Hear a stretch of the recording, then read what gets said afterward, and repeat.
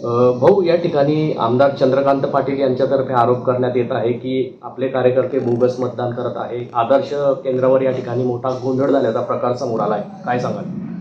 शहरामध्ये बोगस मतदानाचा प्रकार उघडकीस आला आता, आणि आमदारांनी त्याच्यावर प्रतिक्रिया केलेली आहे.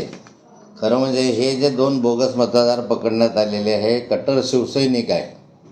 सागर रवींद्र बढे यांचे वडील जे आहे रवींद्र बढे, ते सालबर्डी जे आमच्या जवळचं गाव आहे त्याचे शाखा प्रमुख आहे आत्ता या क्षणाला. आणि दुसरा जो अमोल प्रमोद बढे आहे, हाही या ठिकाणी शिवसैनिक आहे. म्हणजे मग कुणाच्या माणसं बोगस मतदान करत आहे? तुमच्या शाखा प्रमुखाचा मुलगा त्या ठिकाणी मतदान करायला आलेला, बोगस मतदानात पकडला गेलेला आहे. पोलिसांना मी स्वतः सांगितलं की या ठिकाणी कठोर कारवाई केली पाहिजे आणि यांच्यावर गुन्हे दाखल झाले पाहिजे. दुसरं या शहरामध्ये मोठ्या प्रमाणावर गुंडगिरी आहे. या ठिकाणी तुम्हाला मी आता व्हिज्युअल्स काही दाखवणार आहे. म्हणजे आमदार आणि त्याचे सहकारी इतकी दहशत पसरून राहिले शहरामध्ये. आमदारांचा एक व्हिडिओ माझ्याकडे आहे, तो तुम्हाला मी दाखवतो आणि तुम्हाला शेअर करतो लागल्यास. आमदार पुढे आहे आणि 100 मोटरसायकली त्याच्या मागे आहे, आणि त्या 100 मोटरसायकलवर 200 माणसं बसलेली आहेत. आणि हे सर्वचे सर्व गुंड प्रवृत्तीचे लोक आहेत, जळगाववरून आणलेले आहे. त्या ठिकाणी 5-6 गाड्या ज्या कार त्यांच्या मागे धावता आहे त्याही जळगाव शहरातल्या आहे. जैनाबाद म्हणून जो कुख्यात भाग आहे, गुंडागर्दीचा भाग आहे, तिथून आणलेले सारेचे सारे गुंड आहेत. आणि गुंडगिरी पोलिसांच्या निदर्शनास आम्ही दाखवून दिलेली आहे. पोलिसांनी आता त्या ठिकाणी SRP पाठवलेली आहे.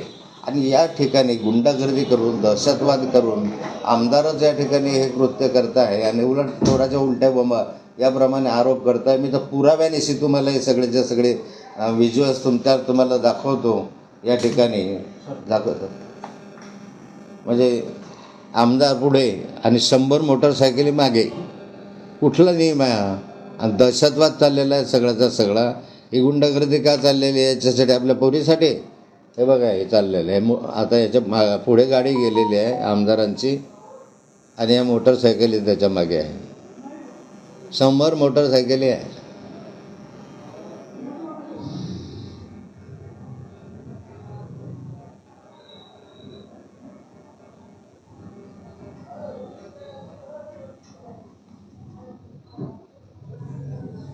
आणि दुसरं तुम्हाला दाखवतो, हे तर अजून आहेच, मोटरसायकल येऊनच राहिलेले आहे. 100च्या वर मोटरसायकल, 200 माणसं, गुंड आहेत सगळेचे सगळे. हे हिस्ट्री सीटर गुंड आहे, तडीपार गुंड आहे या ठिकाणी. आणि दुसरा एक व्हिज्युअल याच्यामध्ये दाखवतो तुम्हाला की त्या ठिकाणी आमदारांची गाडी समोर आहे,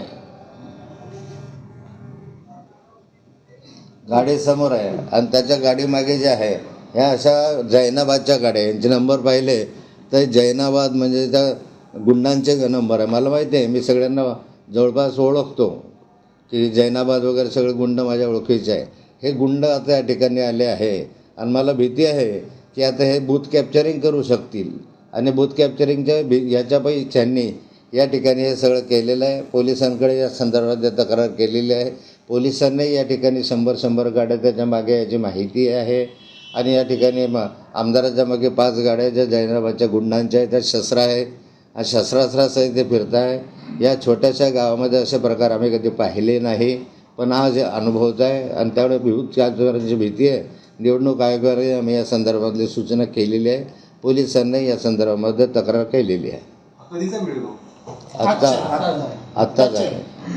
हे सगळे व्हिडिओ जे आहेत ते 1 तासाच्या आतले आहे आत्ताचे.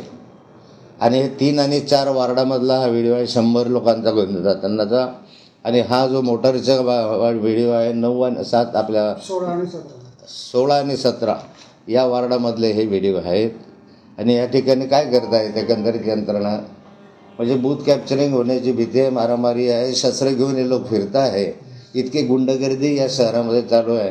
आमदार आम्हाला म्हणतो, आम्ही नेहमी सांगत आलो की या शहरातले गुंडगर्दी जे आहे ते कमी करण्यासाठी आम्ही एकत्र आलेलो आहे. आम्हाला भाजप काही घेणं देणं नाही आहे, पण ही गुंडगर्दी केली पाहिजे. आता हे तर व्हिज्युअलच आहे. या ठिकाणी दिसतं आहे की आमदार पुढे चालला आहे, 100 गाड्या मागे चाललेल्या आहे. हे काय चाललं आहे याच्यामध्ये? पोलिसांनी जी कठोर दखल घ्यावी, SRP घ्यावे आणि जेवढ्या मोटरसायकली जेवढे या व्हिज्युअलमध्ये आहे त्यांच्या विरुद्ध कारवाई करावी.